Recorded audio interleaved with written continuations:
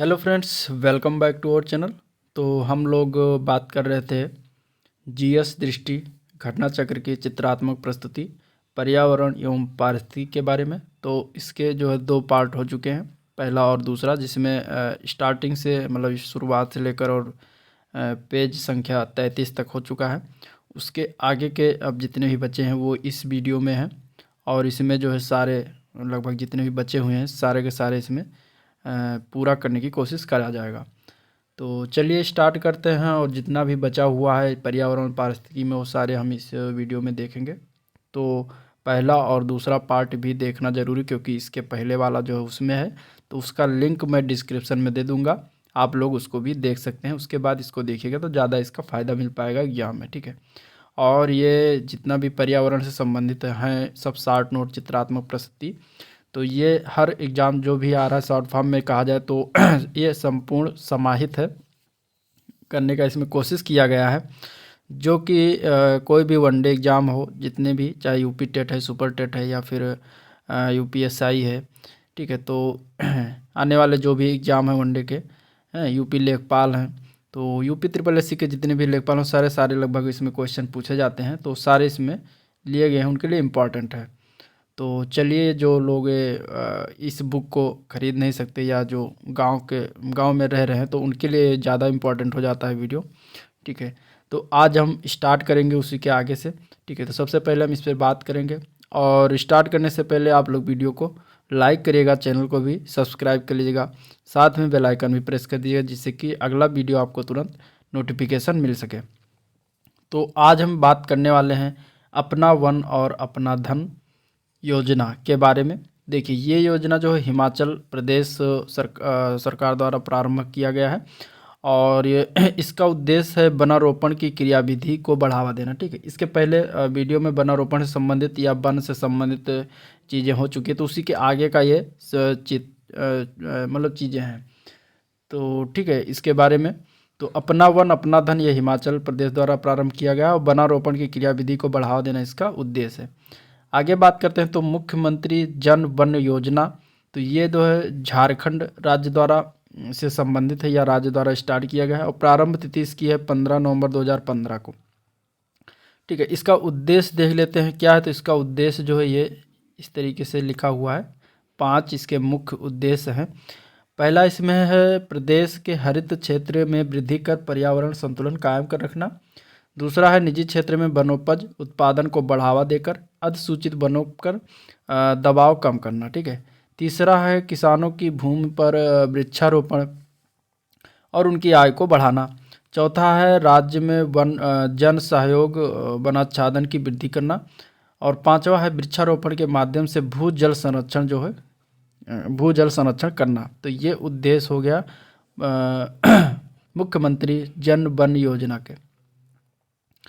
इसके बाद कुछ अन्य योजनाएं हैं जिनका प्रारंभ वर्ष देख लेते हैं। प्रोजेक्ट टाइगर, तो प्रोजेक्ट टाइगर ये इंपॉर्टेंट है एग्जाम दृष्टि से, बहुत सारे एग्जाम में पूछा गया है, यूपी टेट के एग्जाम में तो अधिकतर पूछा जाता है। प्रोजेक्ट टाइगर जो है इसकी शुरुआत या प्रारंभ वर्ष हुआ था 1973 ईस्वी में, ठीक है। प्रोजेक्ट हाथी ये भी देख लेते हैं, ये भी इंपॉर्टेंट, क्योंकि प्रोजेक्ट टाइगर अगर पूछा गया तो ये भी पूछा जाएगा या पूछा जाता है। तो प्रोजेक्ट हाथी जो है ये स्टार्ट किया गया 1992 ईस्वी में। इसके बाद अभ्यारण्य जैवमंडल रिजर्व के बारे में बात करते हैं। तो जैव विविधता संरक्षण है, और इसमें संरक्षित क्षेत्र में क्या क्या आता है, तो राष्ट्रीय उद्यान आता है, ठीक है, वन्य जीव अभ्यारण्य है, जैवमंडल रिजर्व संरक्षण रिजर्व है, सामुदायिक रिजर्व है। इसके बारे में एक एक करके हम बात करेंगे। अब सबसे पहले हम संरक्षित क्षेत्रों के लाभ जान लेते हैं कि क्या लाभ हैं संरक्षित क्षेत्रों के। तो देखिए, सभी मूल निवासी जातियों उपजातियों समिष्ट का प्रबंधन होता है इसमें, और समुदाय एवं आवासों की संख्या में एवं वितरण का प्रबंधन होता है। वर्तमान जातियों की अनुवांशिक विविधता का रक्षण होता है। मानव द्वारा विदेशी जातियों की पुनः स्थापना का पर प्रतिबंध होता है। पर्यावरण परिवर्तन की दशा में जातियों के स्थानांतरण को सुगम बनाना। प्राकृतिक एवं संबद्ध और सांस्कृतिक स्रोतों की सुरक्षा, ये संरक्षित क्षेत्रों के लाभ होते हैं। इसके बाद आगे देखते हैं संरक्षित क्षेत्र। तो संरक्षित क्षेत्र में देखेंगे जैवमंडल आरक्षित क्षेत्र, और यह है मानव हस्तक्षेप विहीन प्राकृतिक क्षेत्र होता है, ठीक है। और इसमें संरक्षित क्षेत्र में राष्ट्रीय उद्यान आता है, तो इसमें शिकार और चराई पूर्णतया वर्जित होता है, मानवीय हस्तक्षेप पूर्णतया वर्जित होता है। ठीक है। दूसरा आता है संरक्षित क्षेत्र में वन्यजीव अभ्यारण्य, तो अनुमति के बिना शिकार पर पाबंदी होती है, चराई गो पशुओं के आवागमन नियमित इसमें होता है। तो ये राष्ट्रीय उद्यान और वन्यजीव अभ्यारण्य में अंतर है। तो इसके बाद हम जिम कॉर्बेट की बात करते हैं। ठीक है। जिम कॉर्बेट जो है ये भारत का पहला राष्ट्रीय उद्यान है और भारत में स्थापित किया गया यह प्रथम राष्ट्रीय उद्यान। ठीक है। इसकी स्थापना वर्ष की बात करें तो 1936 में स्थापित किया गया था और इसे तब हेली नेशनल पार्क के रूप में जाना जाता है। ठीक है। और ये कहाँ पर है, तो ये नैनीताल जिला उत्तराखंड में स्थित है और वर्ष 1973 में सर्वप्रथम प्रोजेक्ट टाइगर की शुरुआत जो है ये जिम कॉर्बेट नेशनल पार्क से ही किया गया था। तो ये इतने सारे पॉइंट जिम कॉर्बेट के बारे में जानना जरूरी है। अगला देखते हैं केवलादेव राष्ट्रीय उद्यान। महत्वपूर्ण जो राष्ट्रीय उद्यान है जिसके बारे में अधिकतर पूछा जाता है तो वो हम सब लोग देखेंगे।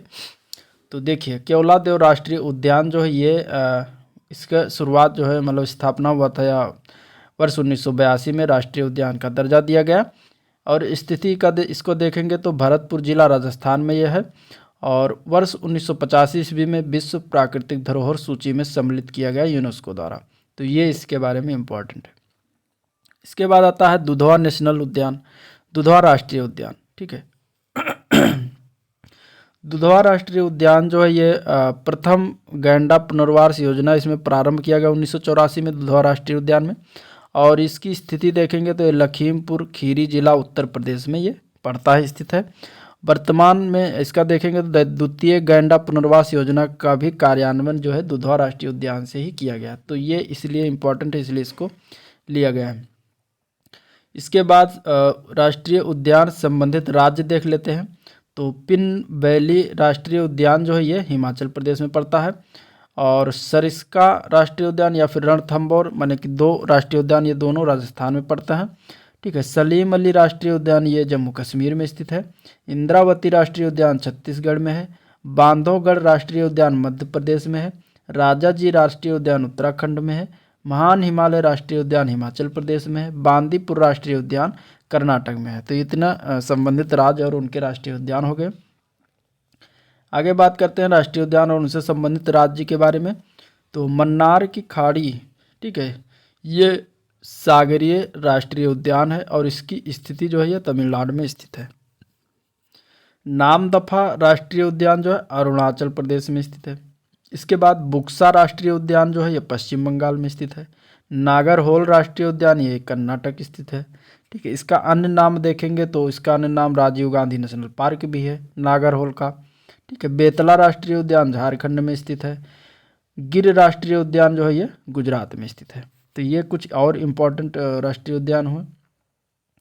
इसके बाद अब हम आगे देख लेते हैं। राष्ट्रीय दुधवा राष्ट्रीय उद्यान हो गया। फिर विशेष महत्वपूर्ण तथ्य देख लेते हैं जो कि एग्जाम में पूछे जाते हैं। तो वर्ष 1981 में स्थापित दाचीगाम राष्ट्रीय उद्यान स्थित है। कहाँ पर स्थित है? तो ये जम्मू कश्मीर राज्य में पड़ता है दाचीगाम राष्ट्रीय उद्यान। ठीक है। सफ़ेद बाघों के लिए प्रसिद्ध राष्ट्रीय उद्यान कौन सा है? तो बांधवगढ़ नेशनल पार्क या बांधवगढ़ राष्ट्रीय उद्यान जो कि मध्य प्रदेश में स्थित है। संयुक्त राज्य अमेरिका का प्रथम राष्ट्रीय पार्क कौन सा है? तो येलोस्टोन नेशनल पार्क है। येलोस्टोन नेशनल राष्ट्रीय उद्यान है जो कि ये संयुक्त राज्य अमेरिका का प्रथम राष्ट्रीय पार्क है। ये पूछा गया एग्जाम में। नोकरेक जैवमंडल स्थापित है तो ये मेघालय राज्य में स्थापित है। ठीक है। इसके बाद विश्व का एकमात्र प्लोमान यानी कि floating park Keibul Lamjao national park कहाँ पर स्थित है? तो ये है मणिपुर में। ठीक है। ये विश्व का एकमात्र तैरता हुआ पार्क या बोल सकते हैं केबुल लामजाओ नेशनल पार्क जो कि भारत के मणिपुर राज्य में स्थित है। इम्पॉर्टेंट है। आगे विशेष राष्ट्रीय उद्यान की बात कर लेते हैं। तो इराविकुलम नेशनल पार्क या राष्ट्रीय उद्यान तो नीलगिरी की मेघ बकरियों नीलगिरी तहर का वास स्थल है, इसलिए इम्पोर्टेंट। ठीक है। पेरियार नेशनल पार्क की बात करें तो यहाँ पे मुख्य संरक्षित वन्य पशु है जैसे बाघ एवं हाथी जो कि पेरियार नेशनल पार्क में संरक्षित वन्य पशु है। ठीक है। केबिल लामजाओ नेशनल पार्क जो कि मणिपुर में है और विश्व का एकमात्र तैरता हुआ नेशनल पार्क है। ये अपघटित पौधों से युक्त है। ठीक है। महान हिमालय नेशनल पार्क जो कि हिमाचल प्रदेश में है, भूरे भालू की उपलब्धता के कारण ये फेमस है। केवलादेव नेशनल पार्क, सर्दियों में यहाँ पे साइबेरियन सारस का प्रवास होता है। आगे विविध तथ्य में जान लेते हैं। विविध तथ्यों में देखते हैं तो ग्रेट इंडियन हॉर्नबिल का प्राकृतिक आवास पश्चिमी घाट है। ठीक है, इंपॉर्टेंट है, क्वेश्चन पूछा जाता है। भारत का प्रथम तितली उद्यान बनरघट्टा जैविक उद्यान स्थित है बेंगलुरु में। इसके बाद बात करते हैं तो चमकीले नीले धब्बों के साथ मखमली काले पंखों वाली ब्लू मॉर्मन और तितली को राज्य तितली के रूप में घोषित किया है, तो यह महाराष्ट्र सरकार ने घोषित किया है। भारत की सबसे बड़ी तितली सदर्न बर्डविंग को राज्य की तितली के रूप में घोषित करने वाला राज्य कौन सा है, तो वो है कर्नाटक। ये चीज़ें कुछ तथ्य इंपॉर्टेंट है जो कि एग्जाम पॉइंट ऑफ व्यू से। आगे देखते हैं पक्षी विहार और जिला। तो नवाबगंज पक्षी विहार जो है ये उन्नाव जिला में पड़ता है। ठीक है, ओखला पक्षी विहार ये पड़ता है गौतम बुद्ध नगर में। समसपुर पक्षी विहार ये पड़ता है रायबरेली जिला में। पार्वती अरगा पक्षी विहार ये पड़ता है जयप्रकाश नगर यानी कि गोंडा में। अब ये कुछ प्रमुख राष्ट्रीय उद्यान उनसे संबंधित राज्य हैं जो मैप द्वारा है। ठीक है, दाची गांव देखिए बना हुआ है, तो दाची गांव कहाँ पे, ये जम्मू कश्मीर में है। ठीक है, इसके बाद ये सुल्तानपुर लिखा हुआ है, सुल्तानपुर नेशनल पार्क, तो ये पड़ता है आपके हरियाणा क्षेत्र में। ठीक है, दुधवा नेशनल पार्क ये उत्तर प्रदेश में पड़ता है। तो इस तरीके से सरिस्का नेशनल पार्क राजस्थान में है। ठीक है, गिरवन ये गुजरात में है। ठीक है, इस तरीके से आप लोग इसको देख सकते हैं। इधर इतानकी नेशनल पार्क है, केबिल लामजाओ नेशनल पार्क है, सुंदरबन है, बेतला है, इंद्रावती है, सिमलीपाल है, पापीकोंडा है, गोइंदी नेशनल पार्क, ये सारे नेशनल पार्क मैप द्वारा संबंधित है। ठीक है, इसके बाद ये आप लोग इसमें से भी देख सकते हैं इंपॉर्टेंट कार्बेट राजाजी फूलों की घाटी जो कि आपका ये पड़ेगा उत्तराखंड राज्य में। ठीक है, काजीरंगा मानस नेशनल पार्क ये पड़ता है असम में। ठीक है, मध्य प्रदेश राज्य की बात करें तो यहाँ माधव कान्हा बांधवगढ़ संजय ये सारे नेशनल पार्क मध्य प्रदेश में पड़ते हैं। कर्नाटक की बात करें तो बांदीपुर बनरघट्टा कुद्रेमुख अंसी। ठीक है, अंसी बांदीपुर बनरघट्टा कुद्रेमुख नागरहोल नेशनल पार्क जितने भी हैं ये कर्नाटक राज्य में पड़ता है। ठीक है, केरल राज्य की बात करें तो साइलेंट वैली और पेरियाल दो नेशनल पार्क केरल में है। ठीक है, एक कुछ नोट दिया गया है, फूलों की घाटी राष्ट्रीय उद्यान पूर्णतः शीतोष्ण अल्पाइन कटिबंध में स्थित है। इसके बाद जैवमंडल रिजर्व को मैप द्वारा देख लेते हैं। तो शीत रेगिस्तान हिमाचल प्रदेश में है। ठीक है, ये जैवमंडल रिजर्व है। मानस असम में है। दिहांग दिबांग अरुणाचल प्रदेश में है। डिब्रू साइखोवा असम में है। ठीक है, शेषाचलम पहाड़िया ये आंध्र प्रदेश में है। कच्छ ये गुजरात में है। नोट, भारत में कुल 18 जैवमंडल रिजर्व हैं, ये भी आपको याद रखना है टोटल कितने हैं। इसके बाद जैवमंडल रिजर्व और देख लेते हैं तो नंदा देवी उत्तराखंड में है। ठीक है, इसके बाद कंचनजंगा सिक्किम में है। नोकरेक मेघालय में है। सुंदरबन पश्चिम बंगाल में। सिमलीपाल उड़ीसा में। अचानकमार अमरकंटक ये छत्तीसगढ़ मध्य प्रदेश के आसपास। पंचमढ़ी मध्य प्रदेश। पन्ना मध्य प्रदेश। नीलगिरी पक्की पहाड़ियाँ केरल तमिलनाडु और कर्नाटक के क्षेत्रों में। अब ये जो स्टाल लगा है यूनेस्को द्वारा जैवमंडल आरक्षित क्षेत्रों से संबंधित है। विश्व संजाल में सम्मिलित एमएबी कार्बन कुल 12 भारतीय जैवमंडल रिजर्व हैं। ठीक है, मन्नार की खाड़ी तमिलनाडु में स्थित है, ये भी जैवमंडल रिजर्व है। ग्रेट निकोबार अंडमान निकोबार द्वीप समूह में ये भी जैवमंडल रिजर्व में है। अगस्त्यमलाई केरल और तमिलनाडु में है, ये भी जैवमंडल रिजर्व में आते हैं। आगे बात करते हैं जैवमंडल आरक्षित क्षेत्र के प्रमुख कार्य क्या होता है। तो देखिए, शोध एवं मॉनिटरिंग की बात करें तो बोधन शिक्षा वैज्ञानिक शोध होता है यहाँ पे। राष्ट्रीय एवं अंतर्राष्ट्रीय मुद्दों को संबंधित सूचनाओं का आदान प्रदान करना। ठीक है, इसका विकास की बात करें तो सामाजिक सांस्कृतिक पारिस्थितिकी दृष्टि से निर्वहनीय आर्थिक विकास का उन्नयन होता है। संरक्षण में संसाधनों के पारंपरिक उपयोग को प्रोत्साहन और पारितंत्रों जातियों एवं आनुवांशिक स्रोतों का संरक्षण होता है। तो ये इतने सारे जैवमंडल आरक्षित क्षेत्र के प्रमुख कार्य होते हैं। इसके बाद देखते हैं यूनेस्को मैप भारतीय जैवमंडल रिजर्व। ठीक है, यूनेस्को मैप कार्यक्रम में सूचीबद्ध भारतीय जैवमंडल रिजर्व कितने हैं, तो टोटल 12 हैं। ठीक है, अब 12 के नाम है सिमलीपाल, अचानकमार, अमरकंटक, ग्रेट निकोबार, अगस्त्यमलाई, कंचनजंगा, पन्ना, पंचमढ़ी, नोकरेक, मन्नार की खाड़ी, सुंदरबन, नंदा देवी, नीलगिरी, ये सारे जो हैं यूनेस्को मैप MAB भारतीय जैवमंडल रिजर्व हैं। तो ये आपको याद रखना है। मैप क्या होता है ये भी देख लेते हैं। मैप का आरंभ वर्ष 1971 में हुआ। यूनेस्को द्वारा अंतर सरकारी वैज्ञानिक कार्यक्रम है। इसका पूरा नाम है man and the biosphere programme. ठीक है, इसका उद्देश्य क्या है? लोगों एवं उनके पर्यावरण के मध्य संबंधों में सुधार हेतु एक वैज्ञानिक आधार की स्थापना करना। तो ये मैप का कार्य है। कुछ महत्वपूर्ण तथ्य हैं जिसके बारे में जानना जरूरी है, क्योंकि ये एग्जाम पॉइंट ऑफ व्यू से इम्पोर्टेंट है। देखिए, भारत सरकार द्वारा अब तक स्थापित जैवमंडल आरक्षित क्षेत्रों की कितनी संख्या टोटल? तो 18 है। ठीक है, यूनेस्को के विश्व संजाल में सम्मिलित भारत के जैवमंडल आरक्षित क्षेत्रों की संख्या कितनी है? तो 12 है। यूनेस्को द्वारा प्रमाणित भारत की बृहत्तम यानी कि क्षेत्रफल की दृष्टि से जैवमंडलीय निधि है मन्नार की खाड़ी। क्षेत्रफल उसका है 10,500 वर्ग किलोमीटर। तो ये भी याद रखना है।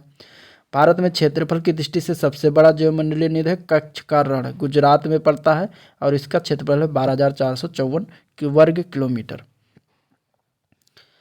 आगे बात करते हैं वन्यजीव अभ्यारण्य से संबंधित राज्य, जो कि आपको मैप द्वारा दिखाया गया है। दाचीगम है ये वन्यजीव अभ्यारण्य। ठीक है, स्कोट वन्यजीव अभ्यारण्य जो कि उत्तराखंड में, चंद्रप्रभा ये भी उत्तर प्रदेश में है वन्यजीव अभ्यारण्य। भीम बांध, ठीक है, ये बिहार राज्य में पड़ेगा।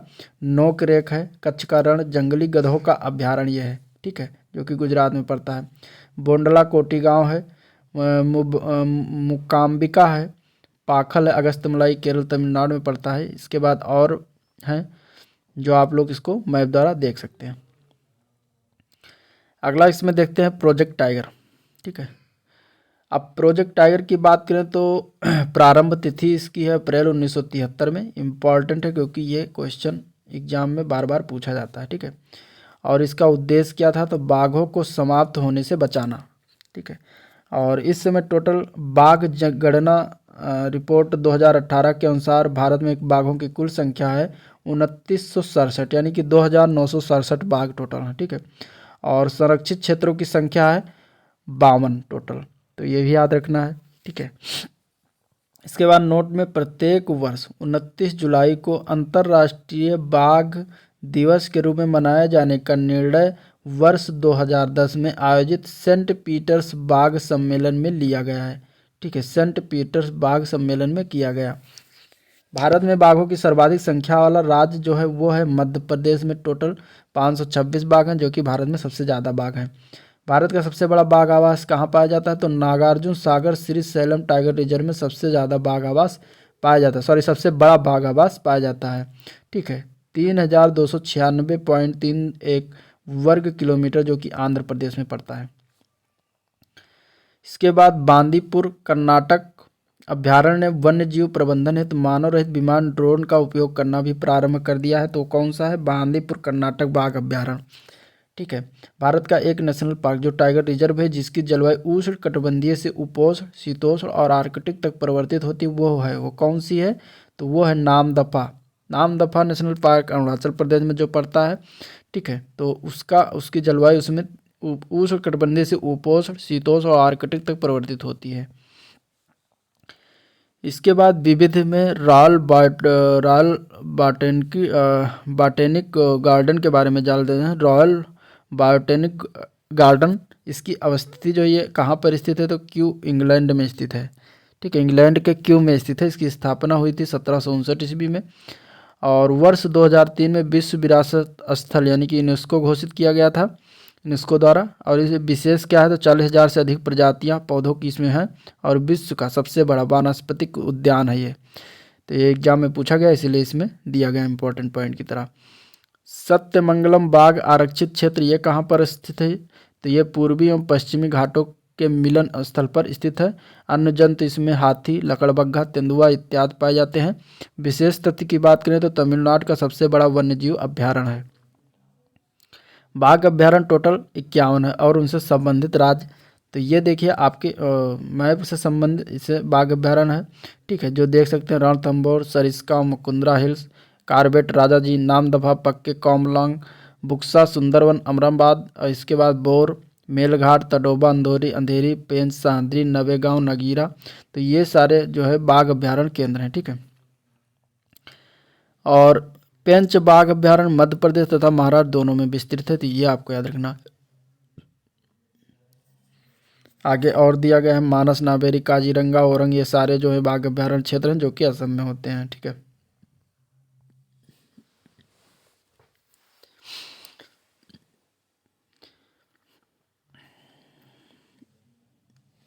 अब ये देख लेते हैं, हाल ही में राष्ट्रीय बाघ संरक्षण प्राधिकरण NTCEA ने राजस्थान के बूंदी जिले में स्थित रामगढ़ विषधारी अभयारण्य को राज्य के चौथे बाघ अभयारण्य रूप में परिवर्तित करने हेतु मंजूरी प्रदान की। इस संबंध में राज्य सरकार द्वारा अधिसूचना जारी होने के बाद इसे भारत का 52वां बाघ अभयारण्य घोषित कर दिया जाएगा। ठीक है,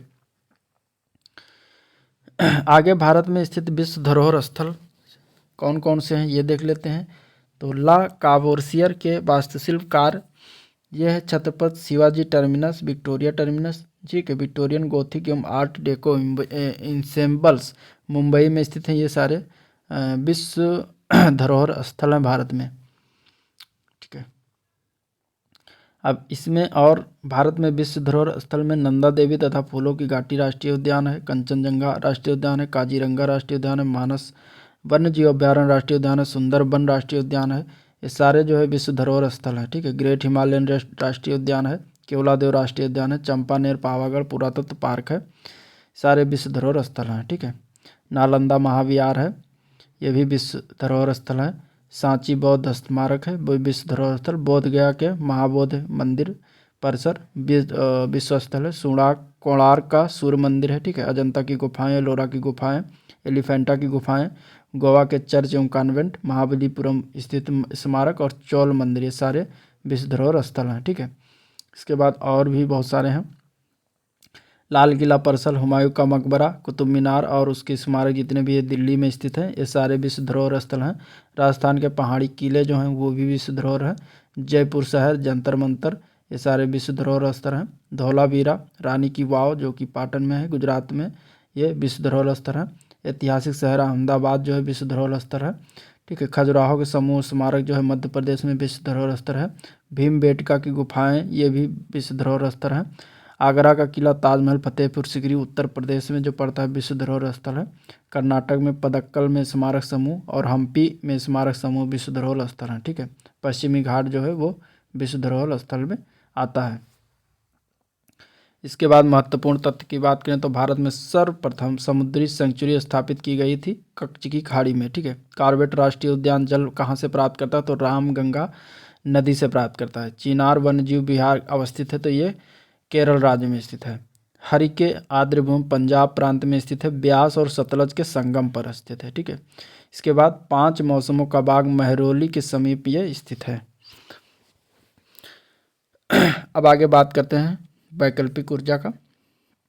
वैकल्पिक ऊर्जा में ऊर्जा संसाधन देखते हैं। अब इससे क्वेश्चन बनता है नवीकरणीय ऊर्जा संसाधन कौन है और अनवीकरणीय ऊर्जा संसाधन कौन है। ठीक है, तो ऊर्जा संसाधन 2 टाइप का होता है, नवीकरणीय और अनवीकरणीय।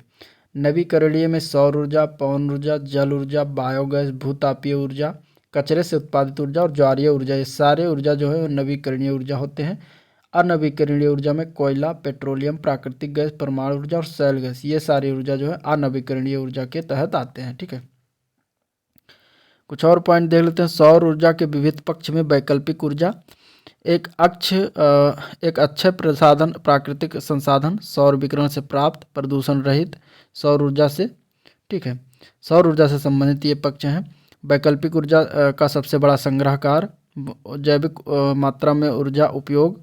इसके बाद पौधों के प्रकाश संश्लेषण के लिए आवश्यक फोटोवोल्टिक तकनीक द्वारा सूर्य के प्रकाश का सौर ऊर्जा में रूपांतरण।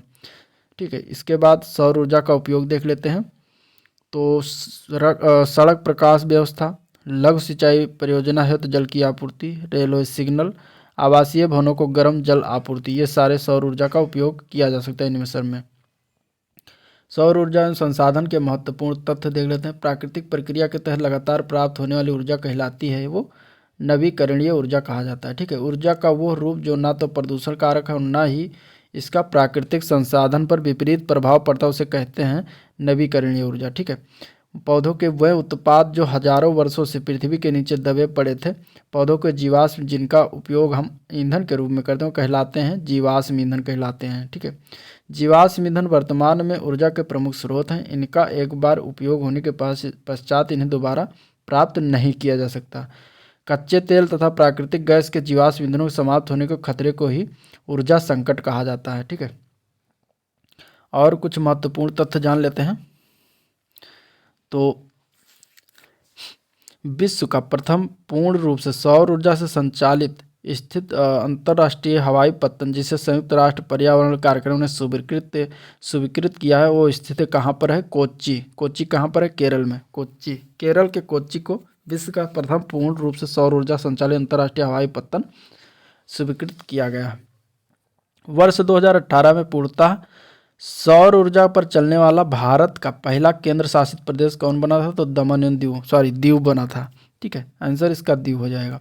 ऊष्मा रासायनिक परिवर्तन द्वारा ठोस बायोमास का दहन योग्य गैस मिश्रण के रूप में रूपांतरण कहलाता है, वो बायोमास गैसीकरण रूपांतरण कहलाता है। आगे बात करते हैं अंतर्राष्ट्रीय सौर गठबंधन के बारे में। ये देखिए, ठीक है, तो अंतर्राष्ट्रीय सौर गठबंधन जो है वो कर्क रेखा और मकर रेखा के बीच स्थित लगभग 121 देशों का समूह है। ठीक है, और ये अपनी ऊर्जा आवश्यकताओं हेतु सूर्य द्वारा प्राप्त ऊर्जा का उपयोग करने हेतु प्रतिबद्ध है और इसका उद्घाटन तिथि था 30 नवंबर 2015। सम्मेलन इसका हुआ है संयुक्त राष्ट्र जलवायु परिवर्तन सम्मेलन पेरिस के द्वारा। उपस्थिति प्रधानमंत्री नरेंद्र मोदी की उपस्थिति, फ्रांस के तत्कालीन राष्ट्रपति फ्रांसवा ओलांद, यूएन के तत्कालीन महासचिव बान की मून की उपस्थिति में हुआ था। प्रथम शिखर सम्मेलन 11 मार्च 2018 को नई दिल्ली में हुआ और इसका सचिवालय जो है वो गुरुग्राम हरियाणा में इसका सचिवालय है। घोषणा पत्र इसमें क्या हुआ था? तो वर्ष 2030 तक 1000 बिलियन यूएस डॉलर जुटाने का लक्ष्य रखा गया। इसमें सदस्य देशों द्वारा वहनीय एवं कम लागत वाली सौर ऊर्जा उपलब्ध कराने हेतु, तो ये इसमें घोषणा पत्र रखा गया था। आगे बात करते हैं सौर ऊर्जा एवं अन्य उपयोग। सौर ऊर्जा के अन्य उपयोग की बात करें तो इसमें आ जाएगा आपका ये इस तरीके से यहाँ देखते हैं। सौर ऊर्जा के अन्य उपयोग में सौर चिकित्सा, सोलर कुकर, कृत्रिम उपग्रह यानी कि मंगलयान, सौर संयंत्रों द्वारा विद्युत का निर्माण, सौर उपकरण, जल का उष्मन, प्रकाश संश्लेषण, परिवहन में ऑटो रिक्शा, हवाई जहाज, ये सारे सौर ऊर्जा के उपयोग के रूप में किया जा सकता है। ठीक है, सौर ऊर्जा का उपयोग इसमें सब में किया जा सकता है। अब आगे बात करते हैं बायोडीजल के बारे में। तो बायोडीजल में एक नाम महत्वपूर्ण है जो कि बहुत पूछा जाता है, जैट्रोफा। ये जो है ये बायोडीजल की एक फसल का नाम है।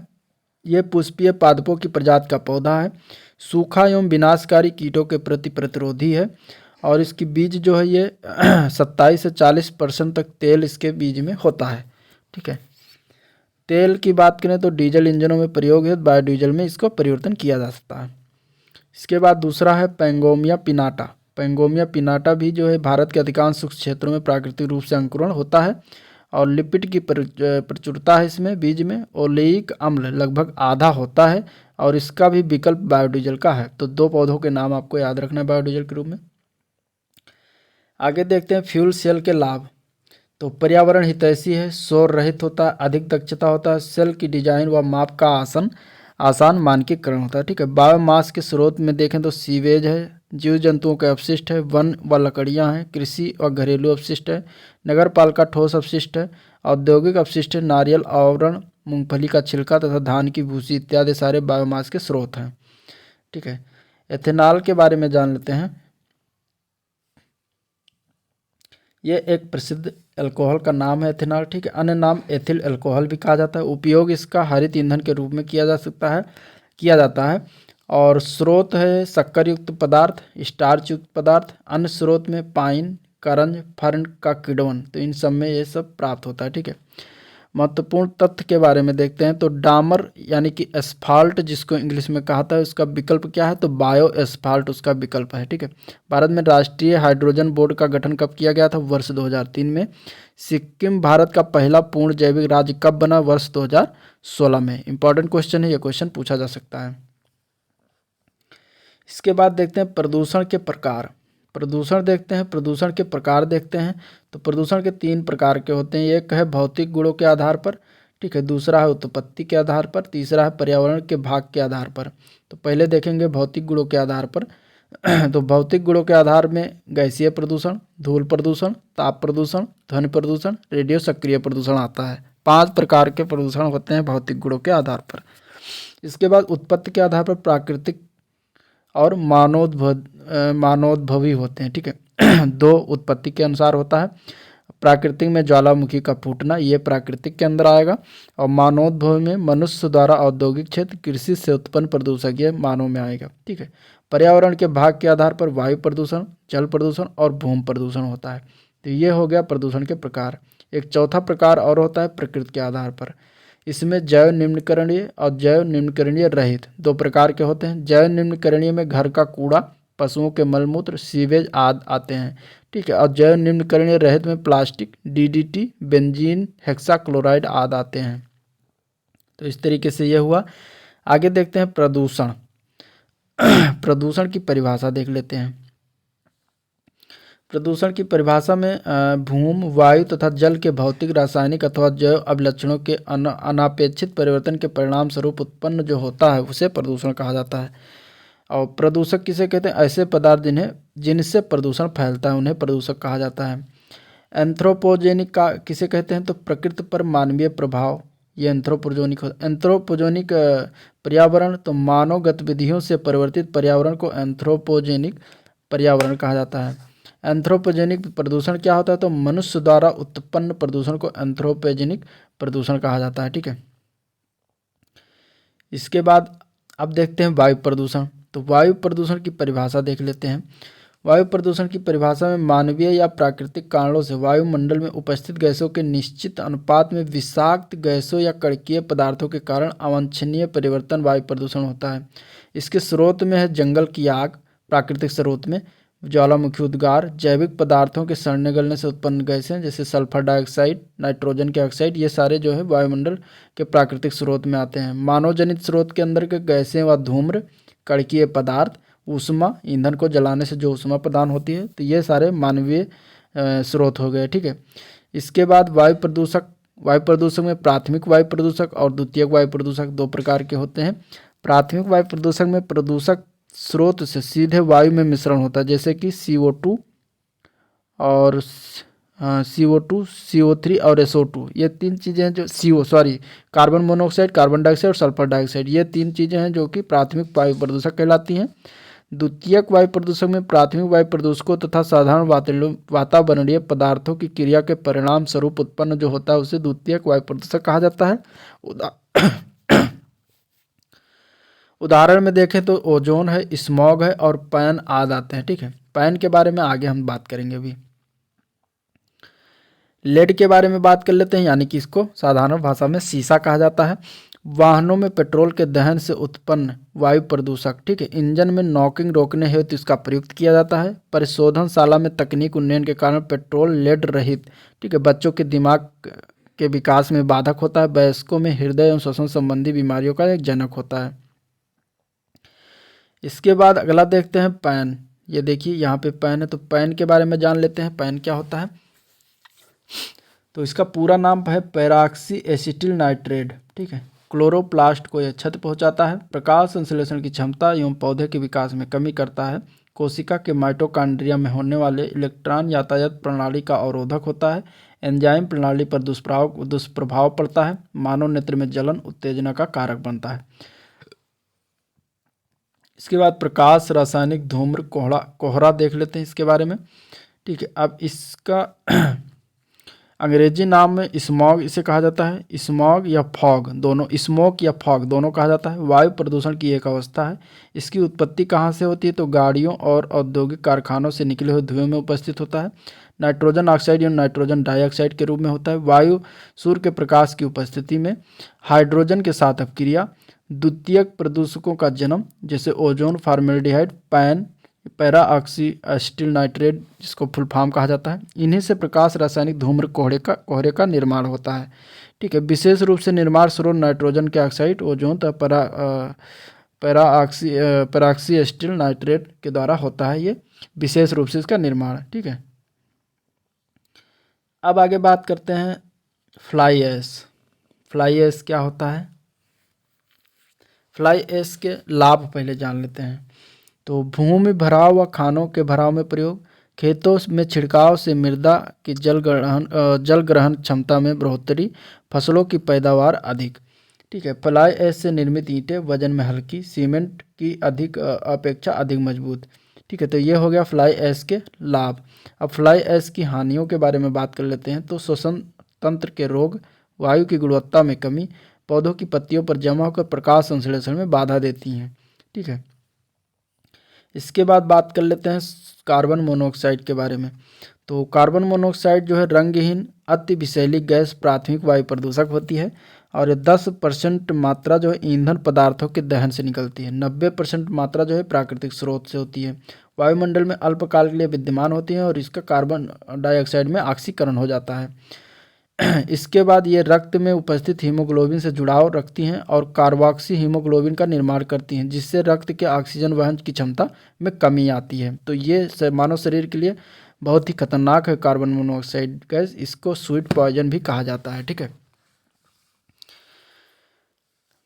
आगे बात करते हैं साइक्लोन सेपरेटर। साइक्लोन सेपरेटर क्या है, तो देखिए इसका चित्र बना हुआ है और इसमें ये देखिए जो कि आउटलेट शुद्ध हवा यहाँ से निकलता है और प्रदूषित हवा जो है यहाँ से निकलता है। इनलेट ये सिलेंडर है, यहाँ पे चक्करदार घुमाव अंदर इसके लगा हुआ है और ये निकासदार जो संकलित कणकीय पदार्थ जो होता है यहाँ से निकल जाता है। ठीक है, और यहाँ से शुद्ध हवा बाहर निकल जाता है। तो ये साइक्लोन सेपरेटर है जो इस तरीके से कार्य करता है, वायु को शुद्ध करता है कृत्रिम रूप से। परीक्षा की दृष्टि से देख लेते हैं। तो एशियाई भूरे बादल में एरोसॉल्स की मात्रा कितनी होती है, तो लगभग 85% होती है।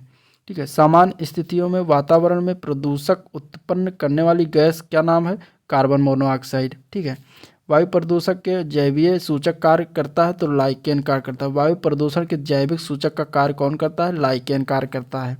ऐसे प्रदूषक जो सूक्ष्म जीवाणु के द्वारा समय के साथ प्रकृति में सरल हानि रहित तत्वों को विघटित कर दिए जाते हैं, तो उन्हें जैव विघटित प्रदूषक कहा जाता है। आगे सिगरेट के धुएं में पाए जाने वाले प्रमुख प्रदूषक कौन कौन से हैं, तो सिगरेट के धुएं में carbon monoxide, hydrogen cyanide, nitrogen oxide और बेंजीन, ये 4 प्रकार की गैस पाई जाती हैं, जो कि ये चारों खतरनाक है मानव शरीर के लिए, मानव श्वसन के लिए। ठीक है, तो सिगरेट से दूर रहिए। आगे बात करते हैं फ्लाई ऐश के बारे में। ठीक है, अभी फ्लाई ऐश के लाभ और फ्लाई ऐश के हानि देखा गया। अब फ्लाई ऐश के बारे में बात करते हैं। देखिए, फ्लाई ऐश जो है कोयला आधारित विद्युत संयंत्रों से विद्युत उत्पादन के परिणाम स्वरूप उपोत्पाद से रूप में प्राप्त होता है और इसका संगठक होता है silicon dioxide, aluminium oxide, ferric oxide, calcium oxide. इसका उपयोग ईंटों के उत्पादन में, कंक्रीट उत्पादन में किया जाता है। ठीक है, जो कि पोर्टलैंड सीमेंट के स्थानापन्न के रूप में इसका प्रयोग किया जाता है। अब इसके दुष्प्रभाव में देखा जाए तो श्वसन संबंधित रोग हो जाता है, पौधों की पत्तियों पर जमा होकर प्रकाश संश्लेषण में बाधक बनता है। आगे महत्वपूर्ण नोट की बात करें तो अंतर्राष्ट्रीय स्तर पर हेलेंसिकी प्रोटोकॉल 1985 में जो हुआ था के अंतर्गत सल्फर के उत्सर्जन में कमी का प्रयास किया जा रहा है। मथुरा की तेल शोधनशालाओं से उत्सर्जित SO2 यानी सल्फर डाइऑक्साइड से उत्पन्न अम्ल वर्षा ताजमहल के सौंदर्य को क्षति पहुंचा रही है। ठीक है, जर्मनी तथा यूनाइटेड किंगडम में स्थित मीलों से उत्सर्जित SO2 तथा नाइट्रोजन ऑक्साइड के कारण नॉर्वे तथा स्वीडन में अधिक अम्ल वर्षा होती है। अम्ल वर्षा को झील कातिल, लैग किलर भी कहा जाता है। ठीक है, अम्ल वर्षा सूचना केंद्र की स्थापना इंग्लैंड के मैनचेस्टर में किया गया, तो ये भी इंपॉर्टेंट है, आप लोग इसको भी जान रखिएगा। अगला गैस है रेडॉन गैस। रेडॉन गैस के बारे में जान लेते हैं। तो इंडोर वायु प्रदूषक का सर्वाधिक महत्वपूर्ण प्रदूषक गैस होती है और ये रंगहीन, गंधहीन, रेडियो एक्टिव अक्रिय गैस होती है। ठीक है, रेडियम से उत्सर्जन होता है और इसके दुष्प्रभाव देखा जाए तो फेफड़े का कैंसर, रक्त कैंसर, प्राकृतिक रूप में मृदा से ये उत्सर्जन होता है। ठीक है, तो इसका दुष्प्रभाव बहुत ही खतरनाक है। अन्य संबंधित तथ्य में बात करें तो जल में जैविक तथा अजैविक दोनों प्रकार के पोषक तत्वों की मात्रा में वृद्धि की घटना क्या कहलाती है, सुपोषण कहलाती है। ठीक है, गंगा नदी में जैव रासायनिक ऑक्सीजन मांग यानी कि BOD की सर्वाधिक मात्रा पाई जाती है। तो कानपुर एवं इलाहाबाद, अब प्रयागराज के मध्य जो है ये BOD की मात्रा सर्वाधिक गंगा नदी में पाई जाती है। भूमिगत जल को प्रदूषित करने वाले अजैविक प्रदूषक का नाम क्या है, तो आर्सेनिक है। ठीक है, आर्सेनिक जो है वो भूमिगत जल को प्रदूषित करता है। आर्सेनिक का बेहतर अवशोषक माना जाता है धान का पौधा जो है आर्सेनिक को अवशोषण कर लेता है। आगे बात करते हैं जीवाश्म ईंधन का दहन जो कि NO2 का उत्सर्जन। ठीक है, इसके बारे में देख लेते हैं। तो जीवाश्म ईंधन का दहन और NO2 का उत्सर्जन। तो भारी कण के रूप में इसका दहन होता है, तो वर्षा के साथ शहर पर भी प्रभाव पड़ता है। अब दो प्रकार से ऐतिहासिक भवनों के पत्थर पर अपघटन होता है, मनुष्य के नेत्र और गला संबंधी रोग होता है, आर्थिक एवं सांस्कृतिक स्तर पर हानि होती है। ठीक है, हल्के कण इसके जो होते हैं वायु जलवाष्प में घुलकर स्रोत से अम्ल वर्षा करते हैं। इसका प्रभाव क्या होता है? प्रभाव होता है पौधों की पत्तियों को क्षति होता है, श्वसन और प्रकाश संश्लेषण की प्रक्रिया में बाधा होता है, मृदा के पोषक तत्वों का अलगाव होता है, एल्युमिनियम यौगिक मुक्त होकर वृक्षों को क्षत पहुंचाते हैं। ठीक है, और फसल की वृद्धि में ये टोटल रुकावट होते हैं। तो इसके दोनों कर जो हैं NO2 का उत्सर्जन जो होता है, चाहे हल्के कर चाहे भारी कर, दोनों नुकसान पहुंचाते हैं। ठीक है, हल्का कर जो है वो वर्षा द्वारा एल्युमिनियम के झीलों का तालाबों में प्रवेश कर जाता है, जिससे मेढक मछलियां अम्लीय जल में अंडे देने में असमर्थ हो जाती हैं। तो ये भी एक प्रभाव है जो कि डायरेक्ट पूछ लिया जाता है NO2 के उत्सर्जन के बारे में। आगे महत्वपूर्ण तथ्य के बारे में देख लेते हैं। अम्लीय वर्षा का जलीय तंत्र पर क्या प्रभाव पड़ता है? देखिए, अम्लीय वर्षा का जलीय तंत्र पर क्या प्रभाव पड़ता है? अम्ल के अणुओं के द्वारा मछलियों के गिल के ऊपर म्यूकस का निर्माण करते हैं, जिससे कि ऑक्सीजन के अवशोषण में बाधा हो जाती है। ठीक है, जीवों में ब्लैक फुट की बीमारी हो जाती है, मेफ्लाई की मृत्यु हो जाती है, मेंढकों को भोजन का अभाव हो जाता है। ठीक है, आगे इसमें देखते हैं। तो निम्न pH मान हो जाता है, ऊतकों का लवण संतुलन जो है जिससे समाप्त हो जाता है, पीने के पानी भोजन के माध्यम से भोजन में विषाक्तता हो जाती है, मछलियों की मृत्यु हो जाती है, कई मछलियों के अंडों का हैच यानी कि अंडे से बच्चे का निकलना का ना हो पाना, ये भी एक कारण है अम्ल वर्षा का। ठीक है, तो ये सारे प्रभाव होते हैं। आगे देखते हैं जल प्रदूषक। जल प्रदूषक किससे किससे होता है? तो जल प्रदूषक जो है वो वाहित मल द्वारा होता है, जलाशय में पोषक तत्वों नाइट्रोजन फास्फोरस की वृद्धि के कारण होता है, और फैक्ट्रियों के अपशिष्ट पदार्थों के निकलने से होता है। ठीक है, इसके बाद इसमें बात करेंगे तो जलाशय में पोषक तत्वों जो होता है वो शैवाल ब्लूम और जलीय पौधों में वृद्धि हो जाती है। इससे जलाशय की सतह पर विस्तार हो जाता है और ऑक्सीजन की मात्रा में कमी हो जाती है और जहर का स्रावण होने लगता है। ठीक है, यानी कि उत्सर्जन होने लगता है, जिससे क्या होता है जलीय जीव यानी मछलियों आदि की मृत्यु होने लगती है और जैव विविधता का इससे ह्रास होता है। तो ये इसका जल प्रदूषक का चक्र है। ठीक है, अब आगे देखते हैं परीक्षा की दृष्टि से कुछ इम्पॉर्टेंट फैक्ट देख लेते हैं। तो नाकनी संलक्षण यानी कि पैरों का मुड़ना फ्लोराइड के प्रदूषण द्वारा उत्पन्न होता है। ये इंपॉर्टेंट है, फ्लोराइड एक क्या कहते हैं तत्व है। ठीक है, जैव शौचालय प्रणाली में अवयवीय जीवाणु अपशिष्ट पदार्थों का विखंडन कर उसे पानी और गैस यानी कि मीथेन में परिवर्तित कर देता है। फ्लोराइड तत्व का अत्यधिक सांद्रण फ्लोरोसिस नामक रोग का कारण बनता है। ठीक है, तो ये तीनों चीज़ें आपको याद रखनी है। आगे देखते हैं अम्ल का जमाव। अम्ल के जमाव में आर्द्र मौसम में होता है, आर्द्र जमाव होता है वर्षा कोहरा या बर्फ के द्वारा होता है। ठीक है, शुष्क मौसम में शुष्क जमाव होता है, इसमें वायु द्वारा बहाकर लाए गए कणों के अम्लीय गैसों द्वारा होता है। इसके बाद देखते हैं आर्सेनिक से उत्पन्न बीमारियां कौन कौन सी हो सकती हैं। तो आर्सेनिक से उत्पन्न जो बीमारियां होती हैं वो है ब्लैक फुट, डायरिया, त्वचा का कैंसर, फेफड़े का cancer, peripheral neuritis, hyper keratosis. ठीक है, हाइपर केराटोसिस, इतनी सारी बीमारियां होती हैं आर्सेनिक से। आगे बात करते हैं पहले बीओडी की। बीओडी क्या है? तो बायोलॉजिकल या बायोकेमिकल ऑक्सीजन डिमांड जो है बीओडी कहलाता है और इसका हिंदी नाम जैविक जैव रासायनिक ऑक्सीजन मांग होता है। इसकी मुख्य इकाई है जल प्रदूषण के मापन की करने की। ठीक है, और अधिक मात्रा अगर होता है तो जल संक्रमण का सूचक बनता है। ठीक है, अवधारणा की बात करें तो कार्बनिक अपशिष्ट की मात्रा में वृद्धि जिससे कि अपघटन के दर में वृद्धि हो जाती है और ऑक्सीजन के उपयोग में वृद्धि जिससे खुली ऑक्सीजन की मात्रा में कमी होने लगती है। तो ये अवधारणा बनाई गई इसके साथ। इसके बाद समुद्री प्रदूषण में बात करें तो आईएमओ की बात कर लेते हैं। तो इसकी स्थापना वर्ष की बात करें तो ये 1948 में स्थापित किया गया था जिनेवा में। जिनेवा कहाँ पर था? स्विट्जरलैंड के जिनेवा, स्विट्जरलैंड देश में है। ठीक है, तो वहाँ पर इसका स्थापना किया गया। इसका पूरा नाम है अंतर्राष्ट्रीय समुद्री संगठन। 1982 में इसका नाम परिवर्तन किया गया। स्थापना के समय इसका नाम था अंतर सरकारी समुद्री सलाहकार संगठन। अब इसका मुख्यालय जो है वह लंदन में है। विशेष एजेंसी संयुक्त राष्ट्र संघ की ये विशेष एजेंसी है। तो ये आईएमओ के बारे में था। ध्वनि प्रदूषण की बात करें तो किसी वस्तु से उत्पन्न समान आवाज़ को कहा जाता है ध्वनि। ठीक है। अधिक तीव्रता वाली ध्वनि का क्या नाम है? तो शोर उसे कहा जाएगा, शोर। तेज ध्वनि को वातावरण में इसके विपरीत प्रभाव का अनुमान लगाए बिना उत्पन्न करना कहलाता है ध्वनि प्रदूषण। ध्वनि का मापन किससे किया जाता है? तो डेसिबल से किया जाता है या डेसिबल में किया जाता है। इसके बाद ध्वनि स्रोत डेसिबल स्तर देख लेते हैं कि कितने कितने स्तर पर किस किस का जो है ध्वनि होता है। तो देखिए, पत्तियों की सरसराहट इम्पॉर्टेंट है ये 20 डेसिबल के आसपास पत्तियों की सरसराहट जो होता है वो 20 डेसिबल के आसपास होता है। ठीक है। फुसफुसाहट जो है ये 30 डेसिबल पर होता है। और इसके बाद कमरे या कार्यालय की जो ध्वनि होती है वो 40 डेसिबल के आसपास होती है। सामान्य बातचीत करने के समय की ध्वनि होती है 60 डेसिबल के आसपास। ट्रक की आवाज़ जो होती है वो 80 से 85 डेसिबल के आसपास होती है। जेट की आवाज़ जो होती है वो 120 डेसिबल के आसपास होती है। और जेट प्लेन जब उतरता है तब जो है आवाज़ होती है वो 150 डेसिबल के आसपास होती है। रॉकेट इंजन की जो है आवाज़ होती है वो 180 डेसिबल के आसपास इसकी आवाज़ होती है। तो ये था ध्वनि स्रोत डेसिबल का स्तर। इसमें पत्तियों की सरसराहट एक बार पूछा गया एग्जाम में 20 डेसिबल के आसपास। आगे बात करते हैं मृदा प्रदूषण। मृदा प्रदूषण में बात करें तो खाद एवं उर्वरक का प्रयोग, इसमें देखिए चक्र बनाया गया है तो इस चक्र को समझ लेते हैं। मृदा प्रदूषण में खाद एवं उर्वरक का जो प्रयोग करते हैं वो समुद्री प्रवाह से जो है समुद्री प्रवाह में विषैला प्रवाह होता है जिससे कि फास्फोरस नाइट्रोजन की मात्रा में वृद्धि होती है और उससे क्या होता है शैवाल की तीव्र वृद्धि होती है। और इसका दुष्प्रभाव दो प्रकार का पड़ता है। मछली एवं अन्य समुद्री जीवों के लिए ये जहर समान होता है।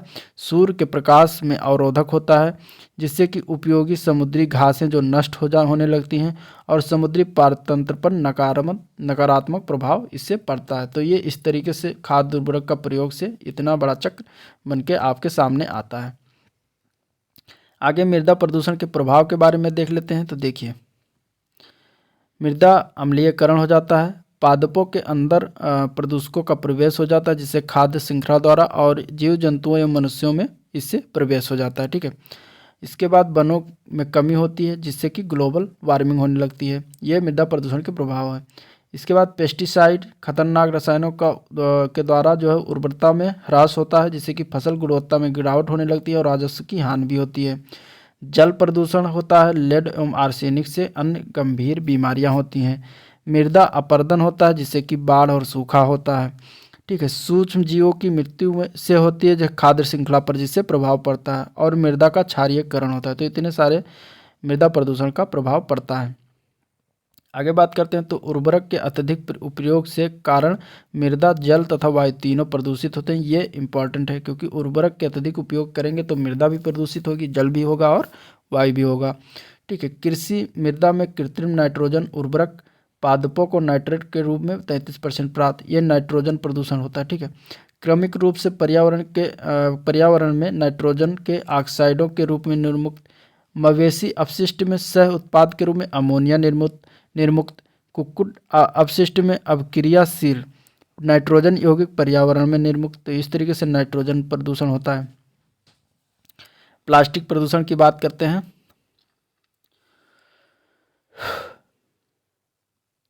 तो परीक्षा की दृष्टि से देख लेते हैं। पॉलीथीन एथिलीन यानी कि C2H4 को पॉलीथीन एथिलीन कहा जाता है और तो का पॉलीमर यानी कि बहुलक होता है। ठीक है। पॉलीथीन एथिलीन C2H4 का पॉलीमर बहुलक होता है। और प्लास्टिक का थैला एक थर्मोप्लास्टिक है जिससे प्राप्त किया जाता है एथिलीन के बहुलकीकरण से। ठीक है। प्लास्टिक, लोहा, सीसा अक्षयकारी प्रदूषक की श्रेणी में आते हैं। आगे बात करते हैं रेडियोधर्मी एवं अन्य गैसीय प्रदूषण के महत्वपूर्ण तथ्य। तो देखिए, रेडियोधर्मी और अन्य गैसीय प्रदूषण के महत्वपूर्ण तथ्य में सबसे ज़्यादा है भोपाल गैस दुर्घटना जो कि 3 दिसंबर 1984 को घटित हुआ था। और इसका कारण क्या था? मिथाइल आइसोसाइनेट का रिसाव। मिथाइल आइसोसाइनेट गैस का प्रयोग किया जाता है कार्बोनेट कीटनाशकों के उत्पादन में। ठीक है। यूक्रेन तत्कालीन सोवियत संघ के चेर्नोबिल स्थित परमाणु केंद्र में हुई नाभिकीय दुर्घटना की स्थिति है 26 अप्रैल 1986 को। नाभिकीय ऊर्जा का प्रयोग प्रायः ऊष्मीय प्रदूषण का कारण बनता है। इसके बाद रेडियो प्रदूषण के प्रभाव के बारे में देख लेते हैं। तो इसमें 2 प्रभाव आते हैं। ये कायिक कायिक में दो प्रभाव होता है, एनीमिया व रक्तस्राव आदि के कारण मृत्यु हो जाती है और ऊतकों व अंगों को क्षति पहुंचाकर उनकी कार्य प्रणाली में बाधा उत्पन्न हो जाता है। तो रेडियो प्रदूषण के प्रभाव होते हैं। और एक कायिक होता है, क्या होता है अनुवांशिक। तो अनुवांशिक में अनुवांशिक गुणों पर व्यापक प्रभाव पड़ता है और ड्रोसोफिला पर अध्ययन से स्पष्ट हुआ है कि इससे परिवर्तन दर में वृद्धि हो जाती है। तो ये था रेडियोधर्मी से प्रदूषण से प्रभाव। आगे बात करते हैं जैव उपचार। जैव उपचार में स्वस्थान यानी कि इन सीटू जिसे कहा जाता है, इसके बारे में देखेंगे। अब जैव उपचार तकनीकी दो प्रकार का होता है, एक्स सीटू और इन सीटू, स्वस्थानीय और बाह्यस्थानीय। तो पहले हम लोग स्वस्थानीय के बारे में जानेंगे।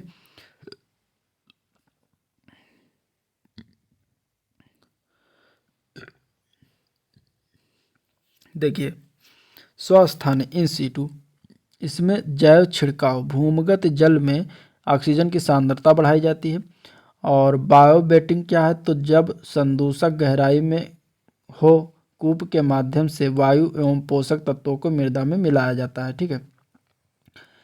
बायोस्टिमुलेशन, पोषक तत्वों को मृदा में भेजकर सूक्ष्म जीवों की वृद्धि में सहयोग किया जाता है।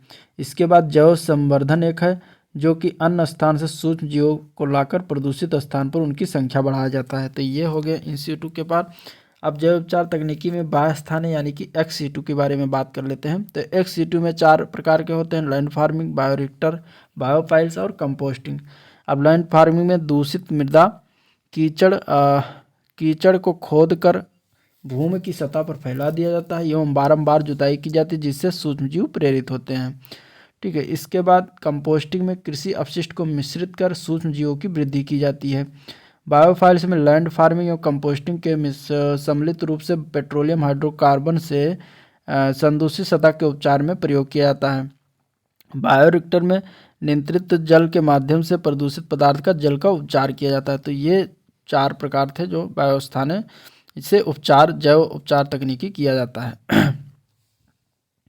इसके बाद जैव उपचार परिभाषा देख लेते हैं। तो सूक्ष्म जीवों के प्रयोग द्वारा पर्यावरण से विषैले प्रदूषकों को निष्कासन की प्रक्रिया जैव उपचार कहलाता है। ठीक है। तकनीक प्रकृति में घटित होने वाली जैव निम्नीकरण प्रक्रिया का संवर्धन कर प्रदूषण को स्वच्छ करने की तकनीक होता है। और इसका उपयोग जो है सतही जल, भूमिगत जल और मृदा को स्वच्छ करने में, पारिस्थितिक तंत्र की पुनः स्थापना में इसका उपयोग किया जाता है। इसके बाद प्रदूषण एवं रोग देख लेते हैं। ठीक है।